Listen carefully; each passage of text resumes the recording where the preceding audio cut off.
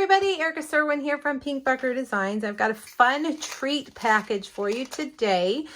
These are our mini Curvy Keepsake boxes, and back in 2015, I made a project just like this using our big Curvy Keepsake boxes.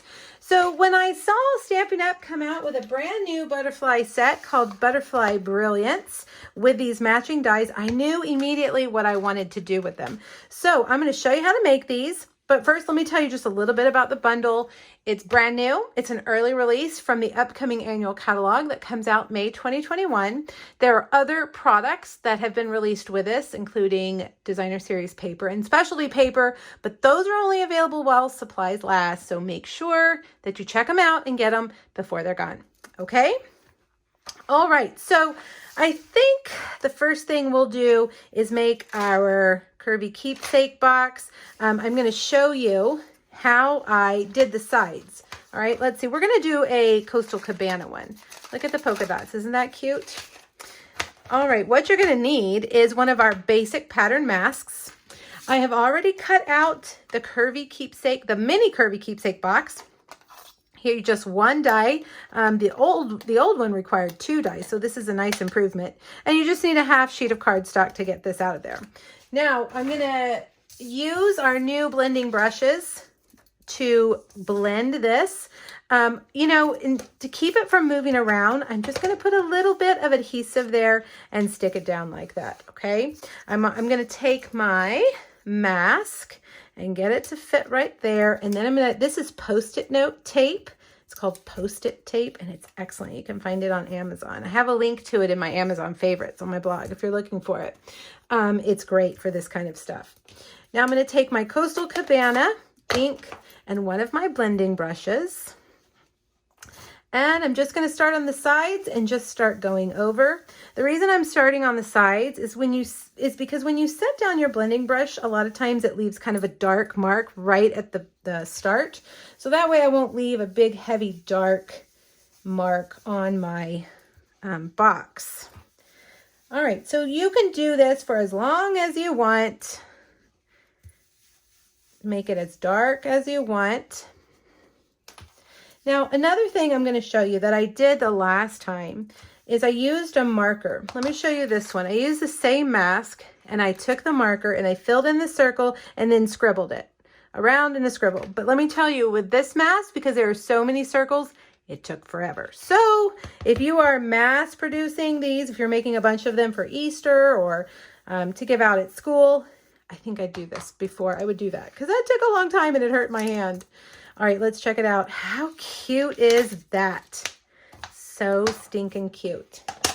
All right, let's move this out of the way. Now we need to make our butterflies.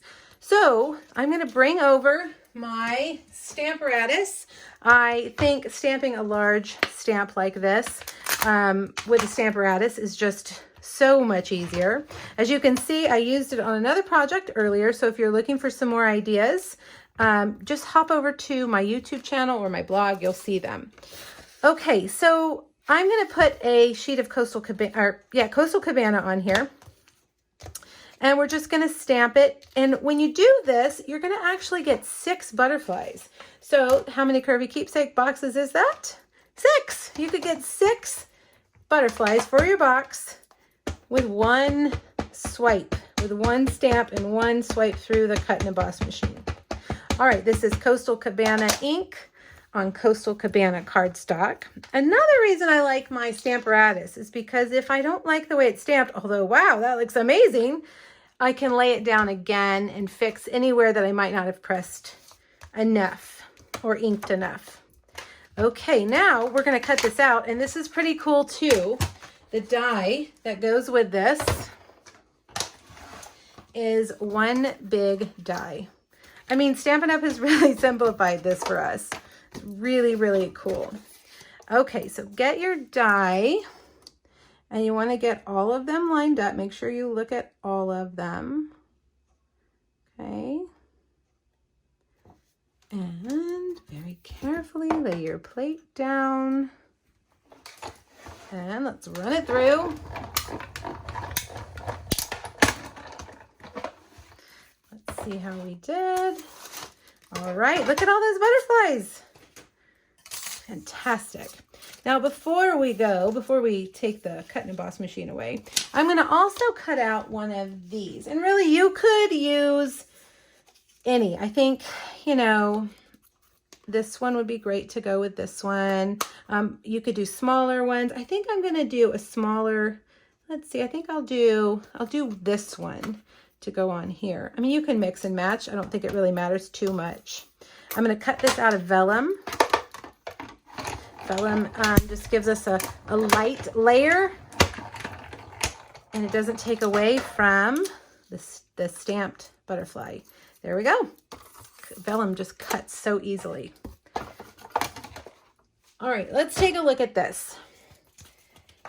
I am going to use my bone folder to kind of curl these up a little bit. Okay. And then I want to burnish those lines like that. Now, let me show you how this box goes together. You want to fold these out, and we're going to put them together like a little purse right there.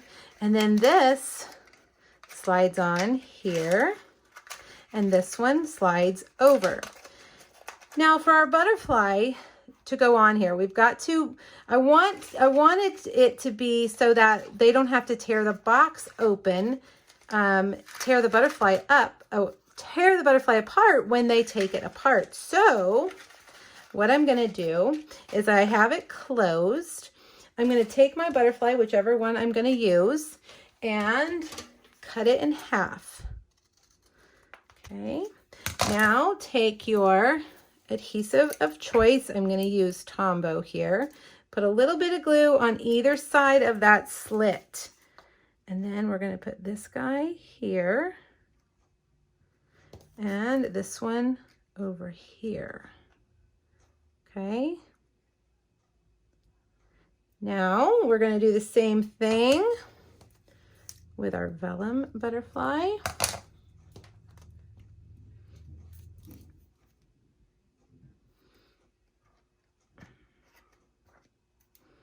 Put that one on, and just a little bit of adhesive for that one. While we wait for that to dry, let's make our tag. You're just going to need a strip of white. Because this set does not have sentiments, I chose a wish for everything. This is a fantastic set to have because it's a double set. Oh, okay. Now let's stamp the sentiment. I'm using an Easter sentiment. I'm going to do it right in the middle, sending Easter wishes to someone very sweet. And we have several of these pick a punches. I'm going to use this one. And I'm going to probably need to go in a little bit more. I made my cardstock, my paper too long. All right, so just punch it down until you get to the desired length. Okay. All right, I'm going to put this on here with a dimensional.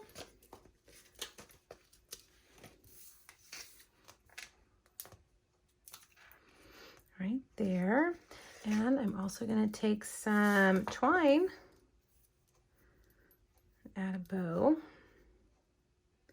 This is the white twine from our Snell twine combo pack. And a glue dot.